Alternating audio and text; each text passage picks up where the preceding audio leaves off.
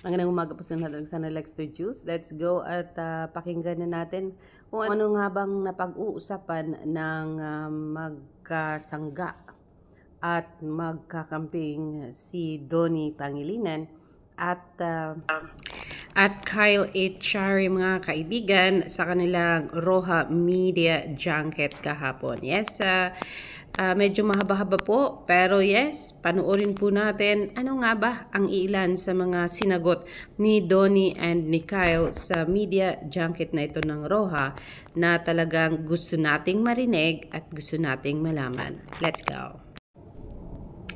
So yes, mga kaibigan, sabi ni Chickanes, nangaasar ka pa, Donnie, kasi nga po, especially mentioned si Chickanes, usapang ito, Roja Media Junket. So kaya let's hear from them, anong mangyayari, at ano ang future ng dalawang magkaibigan na ito na naging magkasama at naging magkaibigan and open even to each other's advices and each other's opinions just to grow. Willing na ba daw sila na maging next Coco Martin? Alamin natin. Wala. Hindi, pero di ba? Kasi minsan kahit wala, it's not the intent, pero fans sometimes interpret it. Hindi mo iwasan naman yun. Nagpipiruan nga kami, mag-take kami sa bingo. Direct, take tayo ng isang version na BL naman. Kasi, Pag naman magagalit. Oo. Magagalit, ganun yung itsura namin. Kasi alam ko na mag-edit yung mga tao. Okay lang yun. Diba? I mean, everyone can watch something and it's up to their own interpretation, I guess. Part na rin yun. You know, we're just doing what we can, doing our jobs, and whoever likes the type of content that we put out, yun na yun. It's up to your interpretation. It's up to Chickanes, no? Sa sayo niya. And last na lang question for me. Has it occurred from your end na kayo na yung parang next na Coco Martin? Kayo yung next Lolo Pascual? Na may ganoon bang feeling nyo na may sense of responsibility na rin to take care of the industry that you are in? I don't think we're the next that. I think we're our own path. Kasi sobrang respectable yung mga tao yun, and they've gone through so much and do so much. And we can only dream of having, you know, that also type of career and stuff. Pero I think the thing we relate with there is, of course, the responsibility. Yes. When we're given this amount of trust, we really have to make sure that we really cherish that and we don't take it for granted. And that's something me and Kyle are very firm about. Kung nasa trabaho kami, magtatrabaho talaga. You really give everything we can give. Kasi alam namin na, lalo na ngayon, hindi naman napapulot yung pera, di ba? I mean, every time that you invest in something, it takes a whole village to be a part of it. And we're not the only ones part of this. There are people behind the scenes. There are camera crew, there are producers, directors, and of course a whole audience waiting to watch the show. So the responsibility is there for sure, especially when working. And what I love about our partnership is kung kailangan namin maging professional, yun yung gagawin namin. Yeah, tulad ng sinabi niya, I wouldn't say we're the next Yolo, next Coco. Kasi they are one of one talaga sila. There's a reason why they are who they are. Pero I would like to say that we are aware that this is a once-in-a-lifetime kind of project talaga. And for ABS to have this kind of trust in us, for them to top bill both of us for a teleserye, especially, to be honest, this early in our careers is such a privilege, such a blessing talaga. And it's not something we take lightly. We know na kailangan po talaga namin gawin 110%. We are giving our best. Of course, we pray every day na sana magustuhan, sana makuha din ng tao yung gusto namin iparamdam sa kanila. And what we always say is, let be that God. We hope that at the end of the day, we can only do our best. But lagi kami nagpe-pray. Okay. That is nice na marinig na nagpipray ang mga dalawang batang ito. And hearing from them, how they worked so hard para magustuhan ng viewers ang kanilang Roja, ay talagang masaya tayo. That means this is something big dahil pinagtatrabahuhan at sineseryoso ng dalawang batang ito. And yes, sabi daw dito, I'm sure sulit yung kaban na yan, Donnie Pangilinan, kasi sa trailer pa lang, very promising na ang pinakita mo sa Roja. Artista, syempre po may kaba kasi hindi ko naman, it's like entering uncharted waters, hindi mo alam kung ano maranasan mo. Never ko rin nagkaroon ng ganitong klaseng project, so you really go in, not knowing what to expect. You can only hope for the best.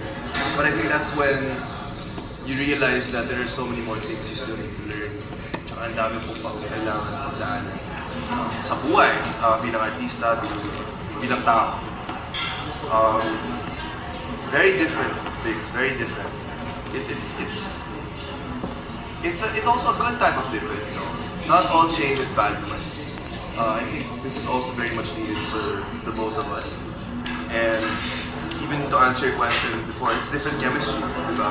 Hindi naman sexual tension ang hinahanap dito. Hindi parang kung magkakadevelopan ba yung dalawa. It's more of how will they get through this danger? How will they fight together? Paano matitest yung boundaries ng isa't isa? So, it's very different. And of course, the pressure is there. But I think that's where the growth happens. Siyempre po may kaba. Wow, napaka-matured ng isang Donnie Pangilinan, mga kaibigan, when it comes to love team, relationship, work, and future. Parang napaka-mature niyang sumagot ng mga katanungan. Pero yes, yun na nga, find each other when the right time comes. So, kung sila man. Kung sila ang maging ending, hindi as love team, kundi as partner, yan po ay depende sa mga mangyayari in the future, mga kaibigan. So that means, nag-mature ang kanyang pag-iisip, open to whatever length na mangyayari, wavelength, na mangyayari sa kanilang love team, sa kanilang pagiging solo, sa kanilang pagiging individual, of course, sa success ng kanyang Roja, and to the extent na talagang ang sarap niyang pakinggan when he is talking about serious matters. May pagkakalog si Donnie, pero when you are talking about something na seryoso, he will give you the right answer just to satisfy you on kung ano mang question ang ibibigay mo sa kanya, at masatisfy niya yung kasagutan na ibibigay niya sa iyo, to the extent na ayaw mo nang i-doubt kung ano man ang gusto niyang ibig sabihin doon. So, para bang if destiny is destiny, o diba? So, that is our latest update on Donnie Pangilinan, mga kaibigan, and I will give you more of that update later po, kasi nga po we cannot just put everything in one video. So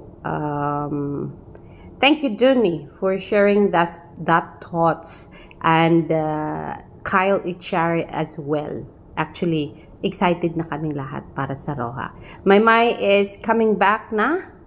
Sabi nga ni Joaquin, hanggang sa muli, my love. So that means pabalik na si Maymay sa Pilipinas to work. Ayan po, sa mga projects na kailangan niyang gawin, at sa mga paghahanda para sa promotion ng Roja. Though kapare lang siya ni Donnie Pangilinan, of course she needs to work hard as well para ma-promote ang Roja, kasi kasama siya sa proyekto. So have a safe sky, Maymay Entrata, in coming back sa Philippines. I will give you more updates about this later, mga kaibigan. This is Alexander Lexter Jules. Magandang umaga and have a happy Friday, everybody. Hope everyone is safe and hope everyone is praying for, alam mo na yon, yung kapanatagan ng mga puso ng mga nasalanta ng Bagyong Tino sa Kabisayasan, o diba? And sana mabigyan ng Panginoon ng comfort ang kanilang mga heart, lalo na yung mga taong nawalan ng kapamilya at naging biktima ng Typhoon Tino. and that lalo na nanawagan sila ng in-kind, they do not need money. Sabi pa nga nung isang netizen na walang damit, topless po at nagbibinta ng kung ano-ano para lang daw po makabili sila ng pagkain. So sana sa mga may magandang puso at may extra wealth to share to these victims of typhoon, sana ay mapaabot nyo ang tulong na kakailanganin nila sa mga oras na ito. They are homeless, penniless, and they are empty-handed. Walang-wala talaga sila ngayon. At gutom na gutom sila. Giniginaw dahil wala silang shelter. And sana makatulong ang mundo para sa pangangailangan nila. And yes, of course, we're praying na sana magkaroon ng way na tulungan ang mga nasa Visayas. Dahilan po sa hindi lang po isang pamilya yan, kundi buong community ng Visayas ang nasalanta ng bagyo. And as of yesterday ay may balitang meron pang mas malaking bagyo na darating. At ang lugar na ma-hit nito ay Kamaynilaan, Luzon, and Visayas po mga kaibigan. So, pinapahanda po ang lahat na kung kayo ay nasa Kamaynilaan, kung kayo ay nasa Luzon and Visayas, once you are seeing that the weather is not so good and it's really bad, make sure to find a safe place for your whole family. Don't stay at home. Your home, if it's prone to flooding, make sure to vacate that place. Go to a safer and higher ground for your family. Family's safety mga kaibigan. Huwag magsaalang-alang. Buhay po ang kapalit dyan.